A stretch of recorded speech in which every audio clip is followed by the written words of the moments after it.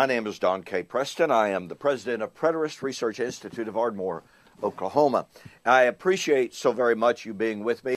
We are continuing our thematic study of 1 Corinthians chapter 15. Paul said, "Then comes the end when he shall deliver up the kingdom to the Father." It is generally believed, widely believed, number one, that the end that Paul is discussing is the end of the Christian age, or it's the end of time, as Dr. David Hester affirmed in my July 2016 debate here in Ardmore, Oklahoma. Well, when Paul said he shall deliver the kingdom to the Father, that takes place at the resurrection. Now, let me say this just as simply as I can. If the end of 1 Corinthians 15 is not the end of time, and it's not the end of the Christian age, then historical Christianity is falsified. If the end there is the end of the Old Covenant age of Israel, and the only age in all of the Bible that was ever said to supposed to come to an end is the Old Covenant age. As I have demonstrated, the New Covenant age of Christ has no end. So, that's point number one. If the end is not the end of the Christian age, then the traditional view of the resurrection of 1 Corinthians 15 is falsified. Secondly, we are told that Christ will surrender his throne at his coming. In my 2016 debate with Dr. David Hester, he said if Christ came in AD 70, he's no longer ruling or reigning. That is his view based upon 1 Corinthians 15. He believes the end is the end of the Christian age, and he believes that Christ would deliver the kingdom to the Father and would cease to reign at his coming.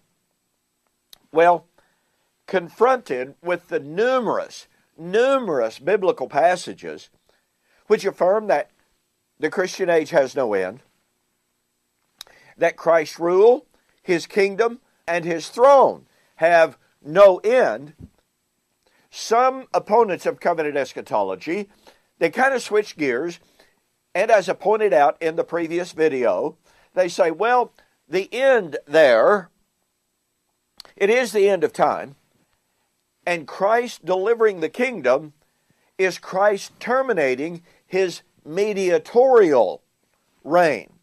And what they mean by that is this: Christ is mediator between man and God. He pleads the case for both God and man. That's only necessary when there is time, when there is life on earth, when man is confronted with temptation, when man has weaknesses. Therefore, when time ends, when human history ends, there is no further need for a mediator. No further need for a mediator. Because, once again, man is not on earth. He is not being tempted by anything. He has no weaknesses. He does not struggle with temptation. Well, the question therefore becomes, will Christ's priesthood, his mediatorial reign, ever come to an end?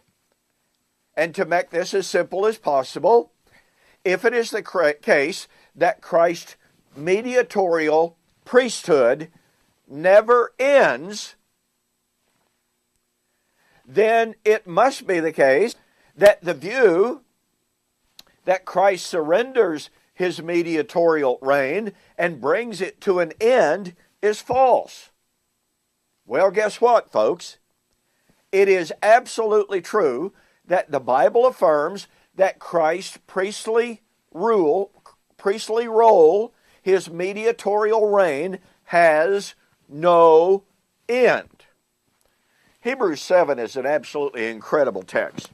I want you to notice that Christ, point number one, is a priest after the order of Melchizedek. Thou art a priest, how long? Forever, after the order of Melchizedek. Now, it's important to understand that this forever here is set in contrast to the Old Covenant priests, who were many because they died. So you have temporary versus forever. Now watch this, Hebrews 7:23. There were many priests under Torah because they were prevented by death from continuing. So the priesthood of those individual priests ended because they died. Had those individual high priests continued to live, their priesthood would have continued.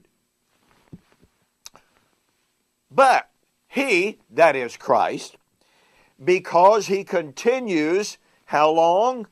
Forever. How long does Jesus live? Folks, how long does Jesus live? Now, once again, those high priests were many because of death, they did not continue as priests. But this man, because he continues forever, has an unchangeable priesthood. Therefore, he is able to save to the uttermost those who come to God by him. Watch this. Seeing he ever lives to make intercession. Folks, we have 4 affirmations in one passage, in one context, that affirms that Christ's priesthood is forever after the order of Melchizedek. It is set in contrast to the Old Covenant priests, who were many because they died, and because they died, they could not continue forever in their priesthood. But Christ does live forever. Look, Christ's priesthood is tied directly to his life. If you say his priesthood ends, then his life ends. Sorry, Christ lives forever. Therefore, he ever lives to make intercession. Thus, the view that Christ will one day hand over the mediatorial reign of his kingdom and cease to be a mediator is falsified emphatically and explicitly right here in Hebrews chapter 7. There is no end to Christ's rule as king. There is no end to Christ's priesthood. Therefore, a proposed resurrection at the end of time and the end of the Christian age, in which he rules as king, in which he serves as mediator, will never end. There is no future resurrection at the end of time or the end of the Christian age. We're going to ask the question next, okay, what does it mean when he delivers the kingdom to the Father? We'll see you on the flip side.